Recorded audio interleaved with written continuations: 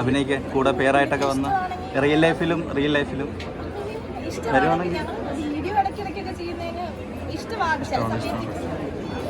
Serial അഭിനയം അങ്ങനെ ഇതുവരെ പറഞ്ഞിട്ടില്ല.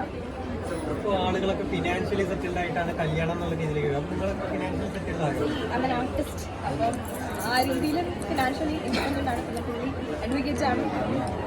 ജോലി ചെയ്യുമ്പോൾ പൈസ കിട്ടുന്നുണ്ടല്ലോ അഭിനയിക്കുമ്പോൾ. അതൊരു ഇൻഡിപെൻഡൻ്റ് ആണ്. അല്ല ഞാൻ പഠിക്കുന്നുണ്ട്. ഇപ്പോൾ MBA ചെയ്യുവാണ്. അത് കഴിഞ്ഞാൽ ഒരു ജോലി കിട്ടുമല്ലോ. ഒരു ബാക്കപ്പ് ഉണ്ടാവണം. എപ്പോഴും ഒരു കല്യാണം കഴിക്കുമ്പോൾ ഫിനാൻഷ്യലി എല്ലാവരും ഇൻഡിപെൻഡൻ്റ് ആവണം. രണ്ടുപേരും ബ്രൈഡായാലും ഗ്രൂമായാലും രണ്ടുപേരും ഫിനാൻഷ്യലി ഇൻഡിപെൻഡൻ്റ് ആയിട്ട് മാത്രമേ കല്യാണം കഴിക്കാവൂ. കാരണം വീട്ടുകാരെ കൊണ്ട് ചിലവ് ചെയ്യിപ്പിക്കാതെ മാക്സിമം സ്വന്തമായിട്ട് ചെയ്യുന്ന അത്രയും ഫുള്ളല്ല, പ്ലസ് നമ്മളെ കൊണ്ട് എന്തെങ്കിലും കോൺട്രിബ്യൂട്ട് ചെയ്യാൻ പറ്റുന്ന രീതിയിൽ നമുക്കുണ്ടാവണം. അപ്പോഴേ ചെയ്യാൻ പറ്റും. അതാണ് എൻ്റെ ഒരു അഭിപ്രായം. അങ്ങനെ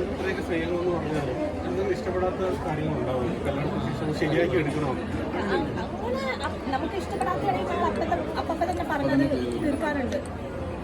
ദേഷ്യം സ്വാഭാവികമായിട്ടും വരാറുണ്ട്. ദേഷ്യം വരാറുണ്ട്, കടക്കങ്ങൾ ഉണ്ടാകാറുണ്ട്, അടി ഉണ്ടാകാറുണ്ട്, എല്ലാം ഉണ്ടാകാറുണ്ട്.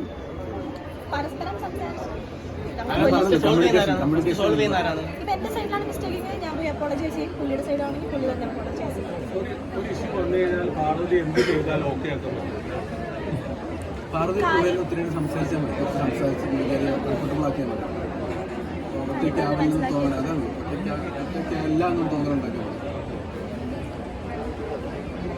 പ്രേക്ഷകരോട് എന്താ പറയുന്നത്? പ്രേക്ഷകരോട് എന്താ പറയാനുള്ള, സീരിയലിന്റെ സൈഡിൽ നിന്നാണെങ്കിൽ അഡ്വക്കേറ്റ് ഇപ്പോൾ ഒത്തിരി പേര് കാണുന്നുണ്ട്, ഒത്തിരി പേര് സപ്പോർട്ട് ചെയ്യുന്നുണ്ട്.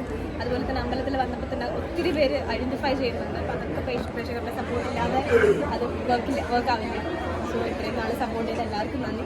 പിന്നെ കല്യാണവും എല്ലാ കാര്യങ്ങളും നല്ല രീതിയിൽ നടന്നു. എല്ലാവരുടെയും ബ്ലെസ്സിങ്സും അനുഗ്രഹം ഉള്ളതുകൊണ്ട് മാത്രമായിരിക്കുമല്ലോ നടന്നത്.